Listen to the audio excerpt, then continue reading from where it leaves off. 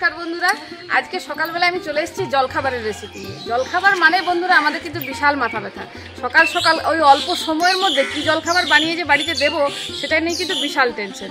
তো আজকে আমি নিয়ে চলে এসেছি একদম সিম্পল দুটো রেসিপি, যেটা হচ্ছে পরোটা আর আলু চচ্চড়ি। রেসিপিগুলো সিম্পল হলেও কিন্তু দুটো কিন্তু দারুণ কম্বো, বুঝলেন তো। পরোটা ছাড়া আলু চচ্চড়ি হয় না, আর আলু চচ্চড়ি ছাড়া পরোটা খাওয়া মানায় না। তো চলুন বন্ধুরা, আজকে দুটো রেসিপি আপনাদের সঙ্গে শেয়ার করি, আর ভালো লেগে থাকলে কিন্তু লাইক, শেয়ার আর সাবস্ক্রাইব করতে ভুলবেন না। চলুন তাহলে ঝটপট বানিয়ে নিই আজকের পরোটা আর আলু চচ্চড়ির রেসিপিটা। এখানে আমি আলু চচ্চড়ির জন্য আলুগুলো বেশ ছোট্ট ছোট্ট করে কেটে নিয়েছি, আর সামান্য একটু আদা দেখুন এখানে গ্রেট করে নিয়েছি, আর নিয়ে নিয়েছি 3টে চেরা কাঁচা লঙ্কা।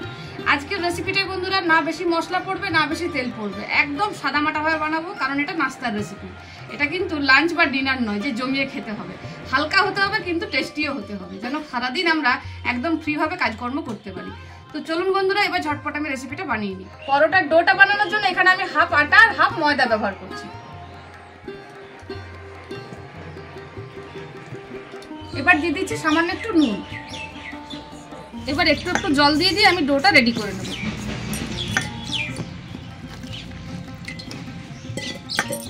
আমাদের বাড়িতে প্রায় দিনই কিন্তু এই নাস্তাটা আমি বাড়িতে বানিয়ে থাকি।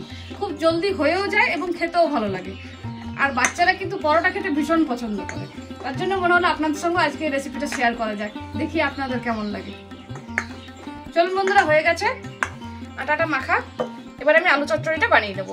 এবার আলু চচ্চড়িটা বানাবো, তাই কড়াই দিয়ে দিচ্ছি সরষের তেল, ফোড়নে দিয়ে দিচ্ছি সামান্য একটু কালো জিরে। এবার দিয়ে দেবো গ্রেট করে রাখা আদা, চেরা কাঁচা লঙ্কা। তেলের মধ্যে দিয়ে দিচ্ছি সামান্য একটু হলুদ পাতা। এবার জল দিয়ে দেবো।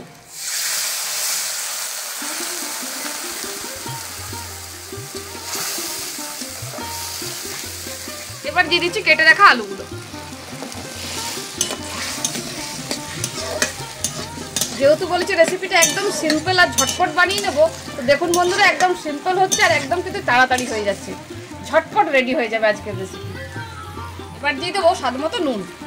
টেস্টটাকে ব্যালেন্স করার জন্য দিয়ে দিচ্ছি একটু চিনি।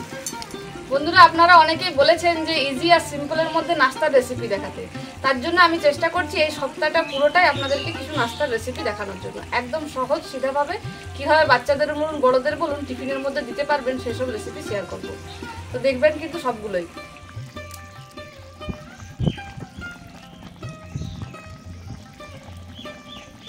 আলু চচ্চড়ি যতক্ষণ হচ্ছে পরোটাগুলো আমি বেলে দেবো।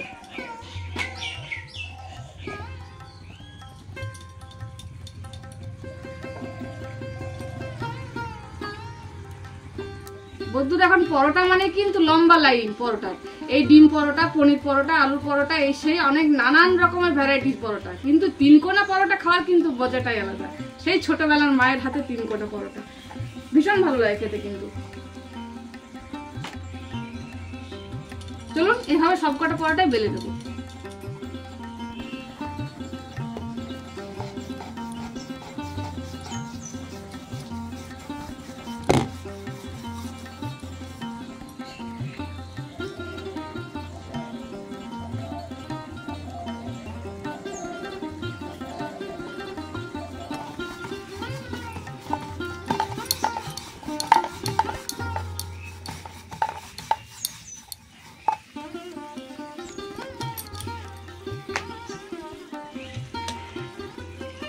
পরোটাগুলো বেলতে বেলতে আলু চচ্চড়িটাও হয়ে গেছে। এবার উপর থেকে একটু কস্তুরি মেথি দিয়ে নামিয়ে দেবো।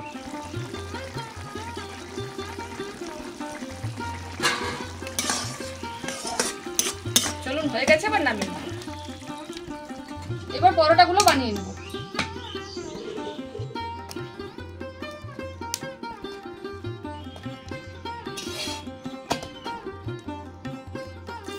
তেল দেওয়ার আগেই পরোটা ফুলতে শুরু হয়ে গেছে।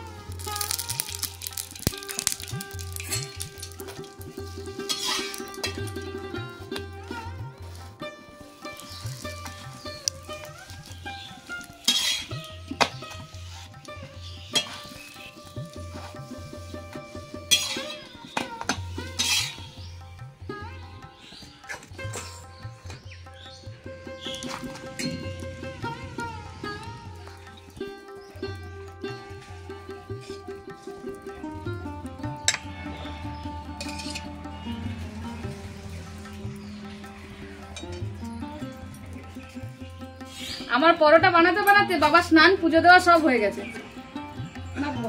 গরমা গরম পরোটা আর আলু চচ্চড়ি।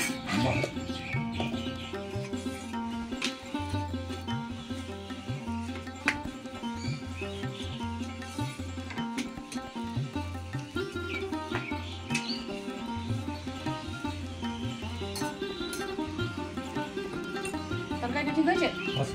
ভালো হয়েছে?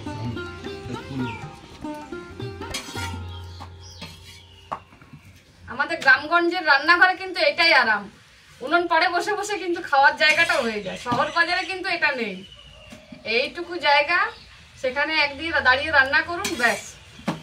আমাদের একদিকে রান্নাও হয়, একদিকে খাওয়াও হয়।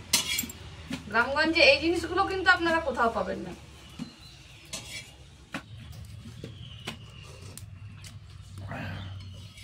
বন্ধুরা নমস্কার। আজ সকাল সকাল স্নান হয়ে গেল, পুজো হয়ে গেল, ব্রেকফাস্ট করতে বসেছি। বৌমা পরোটা বানিয়ে দিল, প্লেন পরোটা আর আলুর চচ্চড়ি। আপনারা তো দেখলেন, দুটো রেসিপি খুব সুন্দর হয়েছে। পরোটাটাও ভালো লাগছে, টেস্টফুল, এবং গরম গরম উনুন সালে বসে খেতে কত মজা জানেন। শীতকাল হলে আর ভালো হতো, কিন্তু গ্রীষ্মকালেও চলবে। গরম গরম তাওয়া থেকে পরোটা দিচ্ছে, সেই প্লেন পরোটা আর আলুর চচ্চড়ি দুটোই খুব সুন্দর হয়েছে, খাওয়ার উপযুক্ত। আপনারা তো সব দেখলেন। তো সত্যিকারই যদি আপনাদের ভালো লেগে থাকে অবশ্যই সাবস্ক্রাইব করবেন, লাইক করবেন, কমেন্ট করবেন, এবং আত্মীয় স্বজনদের চেষ্টা করবেন শেয়ার করার। তাহলে বন্ধু, বাকি পরোটাটা খেয়ে নিই। খুব সুন্দর খরা খরা পরোটা হয়েছে, মুখরোচক। তাহলে বন্ধুরা, আজকের পরোটা আর আলু চচ্চড়ির রেসিপিটা যদি আপনাদের ভালো লেগে থাকে তাহলে অবশ্যই কিন্তু একটা লাইক করবেন এবং কমেন্টের মাধ্যমে জানাবেন যে কেমন লাগলো। ঠিক আছে? আর আমার ভিডিওগুলো আরো বেশি বেশি করে শেয়ার করবেন, আর এভাবে আমাদের সঙ্গ দেবেন। এখানে শেষ করছি। সবাই ভালো থাকবেন, সুস্থ থাকবেন। টাটা।